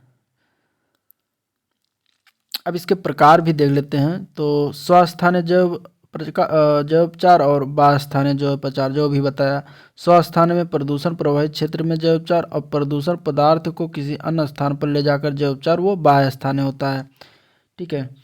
अब देखते हैं प्रदूषण एवं रोग, जिसमें कि कैडमियम सबसे पहले आता है। तो कैडमियम जो है वो श्वसन विष की तरह कार्य करता है, रक्त दाब बढ़ाकर हृदय संबंधी अधिकांश रोगों का मूल कारण बनता है। पेयजल में अधिक होता है और इससे उत्पन्न इटाई रोग होता है। इटाई रोग जो कि हड्डियों में तीव्र दर्द होता है, यह कैडमियम के कारण होता है। ठीक है। अगला है पारा का अन्य नाम मरकरी भी है। पारा युक्त जल का सेवन करने से मिनीमाता रोग हो जाता है, जो कि बहुत ही इम्पॉर्टेंट है, ये पूछा गया। ठीक है। और इसका रूपांतरण जो है अपशिष्ट जल में उपस्थित पारा का मिश्रण सूक्ष्म जैविक क्रियाएं जो होती है वो मिथाइल पारा हो जाता है। और मिथाइल पारा जो कि एक विषैला पदार्थ है। मिथाइल पारा का दुष्प्रभाव देखें तो बहरापन, आंखों में धुंधलापन, मानसिक असंतुलन, ओठ, जीभ और कई अंगों में शून्यता, तो ये सारे कारक बनते हैं। ठीक है। इसके बाद आयल जयपर देख लेते हैं। आयल जयपर जो है the energy and research institute TERI द्वारा विकसित किया गया है और जीवाणु आधारित जैव उपचार एक तकनीक है। ठीक है। 5 जीवाणुओं को मिलाकर यह विकसित किया गया है। तैलीय पंख बिखरे हुए तेल के उपचार हेतु पारिस्थितिक अनुकूल विकसित प्रौद्योगिकी होता है। ठीक है। तो आयल जयपर इसको कहा जाता है। आगे प्रदूषण एवं रोग। पारा से संबंधित बीमारी मिनीमाता रोग होता है। कैडमियम से संबंधित बीमारी इटाई है। नाइट्रेट आयन से संबंधित बीमारी ब्लू बेबी सिंड्रोम है। फ्लोराइड आयन से संबंधित बीमारी फ्लोरोसिस है, जो कि दांत की बीमारी होती है। आगे देखते हैं एफ्लाटॉक्सिन क्या होता है। एफ्लाटॉक्सिन जो है मुख्यतः एस्परजिलस फ्लैक्स यानी कि फफूंदी के द्वारा उत्पन्न ये कैंसर जनक पदार्थ होता है, यकृत कैंसर इसका कारक बनता है, ठीक है। कम आणविक भार वाला ये यौगिक होता है। इसके बाद POPS देख लेते हैं, इसका पूरा नाम है परसिस्टेंट ऑर्गेनिक पोल्यूटेंट, ठीक है। पर्यावरण में निम्नीकरण के प्रति प्रतिरोधी कार्बनिक यौगिक है, चिरस्थायी कार्बनिक प्रदूषण है, एक स्थान से दूसरे स्थान तक संचरण हवा, पानी, भूमि, भोजन के माध्यम से होता है, मानव एवं पशु ऊतकों में संचित होने की यह क्षमता रखता है POPS, ठीक है। इसके बाद वायु प्रदूषक और उससे प्रभावित होने वाला अंग देख लेते हैं। तो एस्बेस्टस धूल जो है इससे प्रदूषित होने वाला अंग जो है फेफड़ा है। सीसा यानी कि इसको लेड कहा जाता है, इससे प्रभावित होने वाला अंग केंद्रीय तंत्रिका तंत्र एवं मस्तिष्क है। पारा से प्रभावित होने वाला अंग है उदर, उदर यानी कि पेट, ठीक है। कार्बन मोनोऑक्साइड से प्रभावित होने वाला अंग रक्त धमनियाँ है। आगे फिर कार्बन मोनोऑक्साइड से प्रभाव क्या होता है, रक्त हृदय को क्षति होता है। नाइट्रोजन के ऑक्साइड से प्रभाव जो होता है वह कैंसर हो जाता है। धूल कण से श्वास संबंधी रोग, सीसा से केंद्रीय तंत्रिका तंत्र व मानव मस्तिष्क रोग हो जाता है, ठीक है। अब जल संरक्षण के परीक्षा की दृष्टि से देख लेते हैं। तो विश्व जल दिवस प्रत्येक वर्ष 22 मार्च को मनाया जाता है। पहला विश्व जल दिवस 22 मार्च 1993 को मनाया गया। UN वाटर नामक कार्यक्रम चलाया जा रहा है वर्ष 2003 से, ठीक है। इसके बाद तरुण भारत संघ नामक गैर सरकारी संगठन के चेयरमैन राजेंद्र सिंह का लोकप्रिय नाम क्या है, भारत के जल पुरुष के रूप में ये विख्यात हैं राजेंद्र सिंह, ठीक है। तो ये इंपॉर्टेंट है। वर्ष 1992 में रियो डी जेनेरियो में आयोजित संयुक्त राष्ट्र पर्यावरण विकास सम्मेलन की बैठक में स्वच्छ जल हेतु अंतर्राष्ट्रीय दिवस मनाने का फैसला लिया गया था। आगे अन्य संबंधित प्रदूषण विविध देख लेते हैं, ठीक है। तो अन्य संबंधित तथ्यों में देखते हैं, केंद्रीय वन पर्यावरण जलवायु मंत्रालय ने केंद्र प्रायोजित योजना के रूप में राष्ट्रीय झील संरक्षण परियोजना की शुरुआत 2001 जून 2001 में किया था, ठीक है। फरवरी 2013 में राष्ट्रीय झील संरक्षण परियोजना, राष्ट्रीय नम भूमि संरक्षण कार्यक्रम को समन्वित कर बनाई गई नई योजना का क्या नाम है, तो राष्ट्रीय जलीय पारिस्थितिक तंत्र संरक्षण योजना उसका नाम कर दिया गया है। आगे रेगिस्तान में पाए जाने वाले पौधों की पत्तियां जल हानि को रोकने के लिए प्रायः कांटों में बदल जाती हैं, ठीक है। इसके बाद प्रदूषण से विविध महत्वपूर्ण तथ्य देख लेते हैं। तो हवा में तैरते हुए श्वसनीय सूक्ष्म कणों का आकार कितना होता है, लगभग 2.5 माइक्रोन के बराबर होता है। ये भी एग्जाम में पूछा जा सकता है, क्वेश्चन इंपॉर्टेंट है सारे। सरसों के बीज अपमिश्रक के रूप में सामान्यतः प्रयोग किया जाता है, तो आर्जीमोन के बीज का प्रयोग किया जाता है, ठीक है। एस्बेस्टस फाइबर से घिरे वातावरण में ज़्यादा देर तक होने वाले रोग का नाम क्या है, एस्बेस्टोसिस, उस रोग का नाम एस्बेस्टोसिस है। अगला है कूड़ा कचरा को जलाने के लिए प्रयोग किया जाता है, इंसिनरेटर्स का प्रयोग किया जाता है, ठीक है। इसके बाद ऊष्मीय शक्ति संयंत्रों में कोयला दहन के परिणाम स्वरूप उत्सर्जित होते हैं, क्या क्या उत्सर्जित होता है, तो कार्बन डाइऑक्साइड, नाइट्रोजन एवं सल्फर के ऑक्साइड आदि उत्सर्जन होता है। आगे देखते हैं जल प्रदूषण एवं उनके रोकथाम। अब सबसे पहले शुद्ध मिनरल वाटर बोतलों की पैकिंग में अपनाई गई प्रक्रिया क्या होता है, तो उसमें जो है इतना लंबा चौड़ा प्रक्रिया है, और पहले हम स्टार्ट करते हैं स्टार्टिंग से, ठीक है। अब देखिए, शुद्ध मिनरल वाटर बोतलों की पैकिंग में अपनाई गई प्रक्रिया जो होता है वो पहले अशुद्ध जल को लेते हैं टैंक में, फिर इसको फिटकरी द्वारा स्कंदन करते हैं, भारी धातुएं एवं अघुलनशील पदार्थ पृथक हो जाता है, ठीक है। 1 घंटे के पश्चात क्लोरीन गैस के बुलबुले द्वारा क्लोरीनेशन टैंक में डाला जाता है, प्राथमिक विसंक्रमण जो है होता है। इसके बाद सैंड बालू में फिल्टर किया जाता है, जो कि अघुलित अशुद्धियों का पृथक्करण होता है।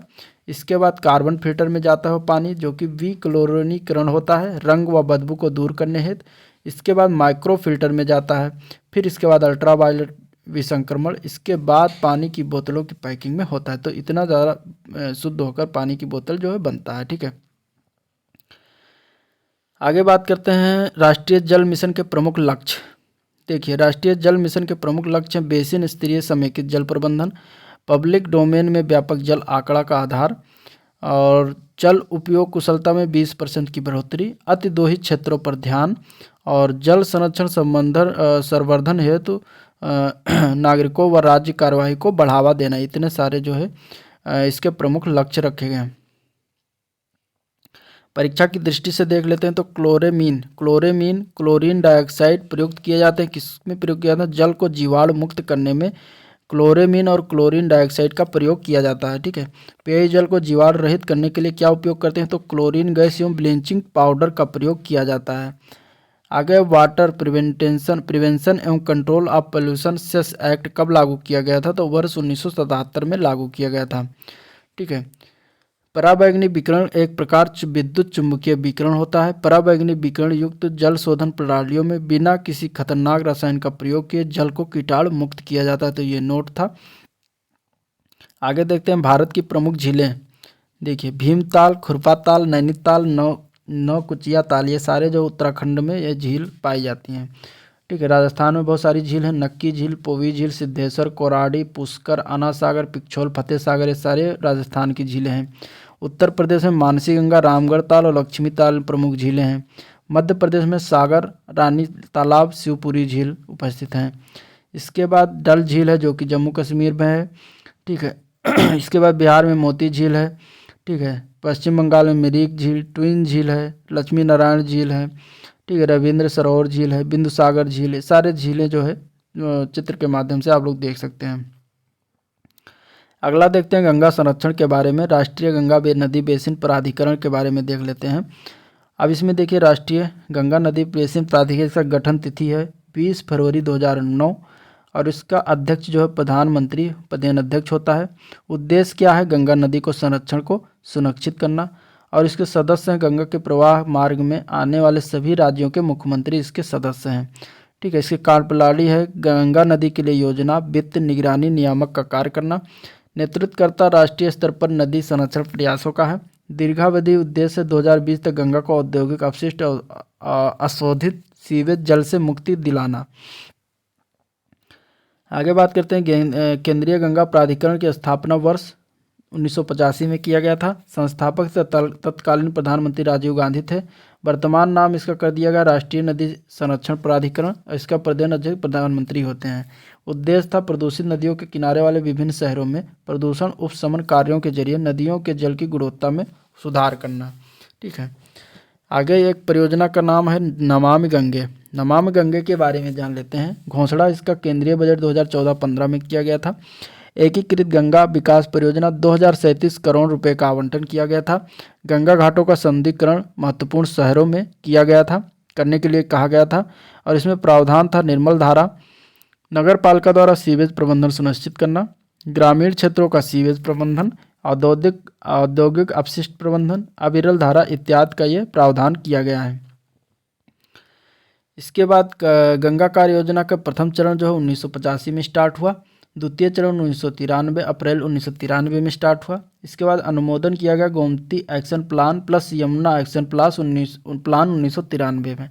इसका प्रथम चरण 1993 में प्रारंभ हुआ। 2004 से द्वितीय चरण प्रारंभ हुआ और 2016 से तृतीय चरण प्रारंभ किया गया। विविध तथ्यों की बात करें तो उत्तर प्रदेश के प्रथम टेक्नोलॉजी पार्क की स्थापना कहाँ पर किया गया? तो उत्तर प्रदेश में लखनऊ में प्रथम बायोटेक्नोलॉजी पार्क की स्थापना किया गया है। सुनामी की उत्पत्ति का कारण क्या होता है? तो समुद्र के भीतर के उत्पन्न भूकंप सुनामी की उत्पत्ति का कारण होता है। मौसम विज्ञान संबंधी प्रेक्षण के लिए गुब्बारों को भरने में प्रयुक्त कौन सी गैस है? तो वो गैस हीलियम गैस होती है। डायनासोर्स का कब्रिस्तान नाम से प्रसिद्ध कौन सा स्थल है? तो मोंटाना शहर जिला अमेरिका में पड़ता है, जो कि डायनासोर्स का कब्रिस्तान कहा जाता है। वो भारतीय कृषि वैज्ञानिक जिसे संयुक्त राष्ट्र पर्यावरण कार्यक्रम द्वारा फादर ऑफ इकोनॉमिक इकोलॉजी की उपाधि दी गई, उनका नाम है MS स्वामीनाथन। ठीक है। MS स्वामीनाथन। भारत के प्रमुख संगठन या संस्थान के बारे में संबंधित राज्य के बारे में देख लेते हैं। देहरादून में भारत का वन्यजीव संस्थान, नई दिल्ली में Indian institute of ecology and environment है। अल्मोड़ा जिले में हिमालय पर्यावरण विकास का गोविंद बल्लभ पंत संस्थान। ठीक है। जयपुर में आयुर्वेद का राष्ट्रीय संस्थान, भोपाल में भारतीय वन प्रबंधन संस्थान और हैदराबाद में पोषण का राष्ट्रीय संस्थान, जोधपुर में केंद्रीय शुष्क अनुसंधान संस्थान सेंट्रल एरिड जोन रिसर्च कजरी जिसको कहा जाता है, यह जोधपुर में है। पुणे में नेशनल इंस्टीट्यूट ऑफ नेचुरोपैथी स्थित है। आगे बात करते हैं तो स्थान अंटार्कटिक के बारे में बात कर लेते हैं। वहाँ पे स्थित संस्थान कौन से? तो भारत का पहला अनुसंधान केंद्र दक्षिण गंगोत्री जो कि अंटार्कटिक में स्थित है। भारत का दूसरा अनुसंधान केंद्र मैत्री, ये भी अंटार्कटिक में स्थित है। भारत का तीसरा अनुसंधान केंद्र भारती। तो ये तीनों आपको याद रखना है, दक्षिण गंगोत्री, मैत्री और भारती, ये अंटार्कटिक में स्थित है। इसके बाद कुछ पुरस्कार हैं जो कि और उससे संबंधित क्षेत्र के बारे में जान लेते हैं। तो इंदिरा गांधी पर्यावरण पुरस्कार पर्यावरण के क्षेत्र में सार्थक योगदान देने वाले संगठन एवं व्यक्ति को दिया जाता है। टायलर पुरस्कार पर्यावरण सुरक्षा एवं पारिस्थितिकी क्षेत्र में उल्लेखनीय योगदान के लिए दिया जाता है। बोरलॉग पुरस्कार कृषि एवं पर्यावरण क्षेत्र में दिया जाता है। राजीव गांधी पुरस्कार स्वच्छ प्रौद्योगिकी के विकास में दिया जाता है। वैश्विक 500 पर्यावरण संरक्षण हेतु किए गए उत्कृष्ट कार्यों के लिए किया जाता है। ठीक है, कुछ महत्वपूर्ण दिवस और थीम है। विश्व आर्द्रभूमि दिवस 2021 की थीम है आर्द्रभूमि एवं जल। विश्व पर्यावरण दिवस 2021 की थीम है इकोसिस्टम रेस्टोरेशन। ठीक है, रेस्टोरेशन। विश्व जल दिवस 2021 की थीम है वैल्यूइंग वाटर। विश्व वन्य जीव दिवस 2021 की थीम है वन और आजीविका लोगों को और ग्रहों को बनाए रखना। विश्व शौचालय दिवस 2020 का थीम था सतत स्वच्छता और जलवायु परिवर्तन। आगे बात करते हैं दिवस एवं तिथि। ठीक है, इसमें मेन जो है वो देखते हैं। 21 मार्च को विश्व वानिकी दिवस मनाया जाता है। 19 नवंबर को विश्व शौचालय दिवस। 16 अक्टूबर को जो है वो विश्व खाद्य दिवस मनाया जाता है। 22 मार्च को विश्व जल दिवस। 22 अप्रैल को विश्व पृथ्वी दिवस और 4 अक्टूबर को विश्व पशु दिवस मनाया जाता है। विश्व पर्यावरण दिवस जो है वो 5 जून को मनाया जाता है। 22 मई को जैव विविधता दिवस। 16 सितंबर को विश्व ओजोन दिवस और विश्व पर्यावास दिवस अक्टूबर के प्रथम सोमवार को मनाया जाता है। समुद्री अम्लीयता में वृद्धि के दुष्प्रभाव देख लेते हैं। तो CO2 में वृद्धि, समुद्री अम्लता में वृद्धि, इसके 4 कारक है।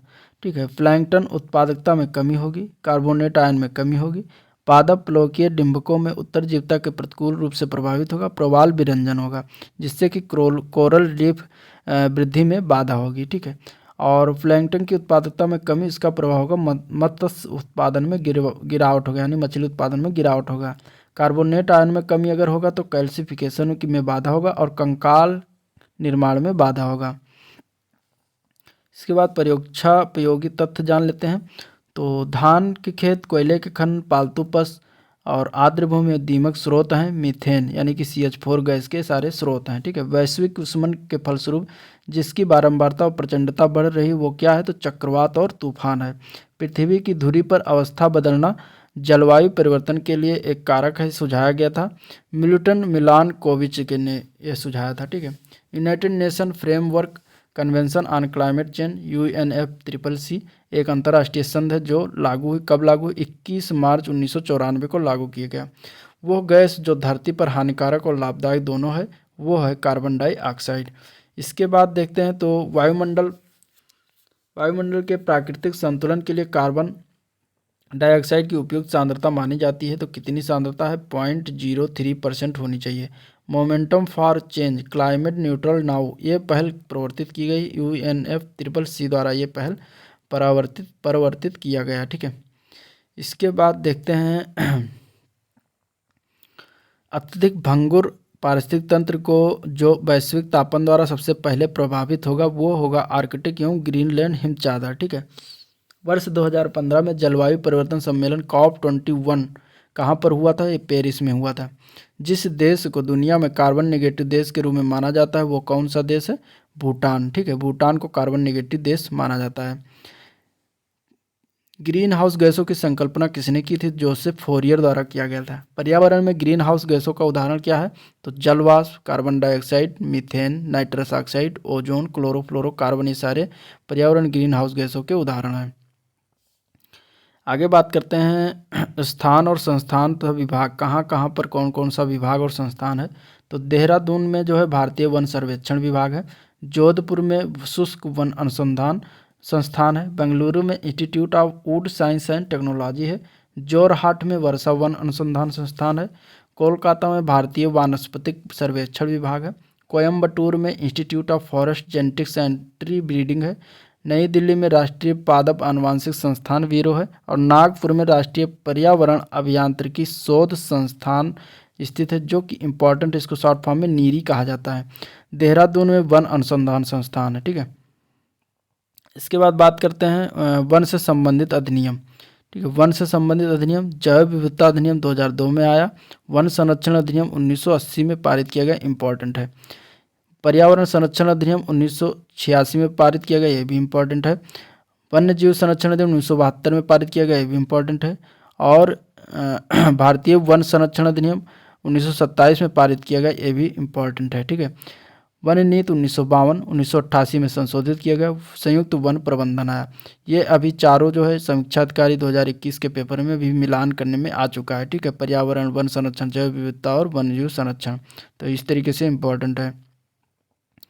आगे बात करते हैं हरित शब्द और संबंधित व्यक्ति। हरित विकास शब्द जो है वो WM एडम्स द्वारा दिया गया है और प्राकृतिक कृषि के अन्वेषक हैं मसानोबु फुकुओका। ठीक है, पारिस्थितिक तंत्र के जो संबंधित व्यक्ति हैं वो जीटांसले हैं। पारिस्थितिक निश के जो हैं ग्रीनेल हैं। ग्रीन हाउस गैस की संकल्पना जोसेफ फोरियर द्वारा। इकोलॉजी शब्द अर्नेस्ट हैक्कल द्वारा। जैव विविधता शब्द जो है रेमंड दासमैन। और बायोस्फीयर रिजर्व जो है एडवर्ड सुएज द्वारा। परीक्षा उपयोग तत्व में देख लेते हैं तो पर्यावरण एवं वन मंत्रालय राष्ट्रीय वायु गुणवत्ता सूचकांक, जिसको national air quality index NAQI जारी किया गया, 17 अक्टूबर 2014 को जारी किया गया। यह शहरी सूचकांक ये शहरी क्षेत्रों में वायु प्रदूषण का स्तर बताने के लिए कार्य करता है, एक संख्या, एक रंग, एक विवरण, ठीक है, के रूप में। इसके बाद PM2.5, PM10, SO2, NO2, जिस शहर में वायु प्रदूषण के बढ़ते स्तर का कारण वो दिल्ली। ठीक है, वो दिल्ली शहर है जहाँ पे PM2.5, PM10, SO2, NO2 वायु प्रदूषण के बढ़ते स्तर का कारण है। जलवायु एवं स्वच्छ वायु गठबंधन, climate and clean air coalition, CCAC, मुख्यतः जिन प्रदूषकों पर केंद्रित होता वह हैं मीथेन, काला कार्बन, हाइड्रोफ्लोरोकार्बन। वायु प्रदूषण नियंत्रण हेतु वायु VAYU प्रणाली का शुभारंभ किया गया है, वह दिल्ली में किया गया। ऐसे प्रदूषक जिनके कणों का व्यास 2 माइक्रोन से कम होता है वो वायुमंडल से स्वच्छ नहीं किए जा सकते, उन्हें वर्षा के द्वारा नहीं किया जा सकता। ठीक है, वह वायु प्रदूषक जो प्रदूषक स्रोत के सीधे वायु में मिलते हैं वो कहलाते हैं तो प्राथमिक प्रदूषक कहलाते हैं। CO2 और SO2 इत्यादि प्रदूषक के उदाहरण ये प्राथमिक प्रदूषक के उदाहरण हैं। ठीक है, संयुक्त राज्य अमेरिका का प्रथम राष्ट्रीय पार्क का नाम क्या है? येलोस्टोन नेशनल पार्क, जो कि संयुक्त राज्य अमेरिका का प्रथम राष्ट्रीय उद्यान है। ठीक है, इसके बाद भारत ने अब तक जैव मंडल आरक्षित क्षेत्र कितने स्थापित किए? टोटल 18 है। उत्तर प्रदेश के लखीमपुरी खीरी जनपद में स्थित दुधवा नेशनल पार्क स्थित है। सलीम अली राष्ट्रीय उद्यान जो है वो जम्मू कश्मीर में स्थित है। लोकटक झील भारत में ताजे पानी की, मीठा पानी की सबसे बड़ी झील है, वो कहाँ पर स्थित है? मणिपुर में। ठीक है, इसके बाद गिर राष्ट्रीय उद्यान गुजरात के जूनागढ़ में स्थित है। ये क्यों प्रसिद्ध है? एशियाई शेर के निवास के लिए प्रसिद्ध है।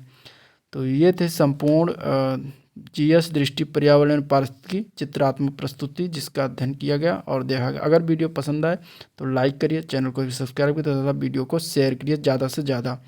ठीक है, और कमेंट में अपनी प्रतिक्रिया ज़रूर व्यक्त कीजिएगा और मिलते हैं नेक्स्ट दिन। आप लोग ये भी बता सकते हैं कि अगला कौन सा सब्जेक्ट पढ़ना चाहते हैं इससे संबंधित, तो उसको मैं कोशिश करूँगा आगे लाने के लिए। ठीक है, तो अब ये वीडियो एंड होता है और ये पुस्तक भी एंड होता है। तो आज के लिए इतना ही, मिलते हैं नेक्स्ट दिन, तब तक के लिए थैंक यू।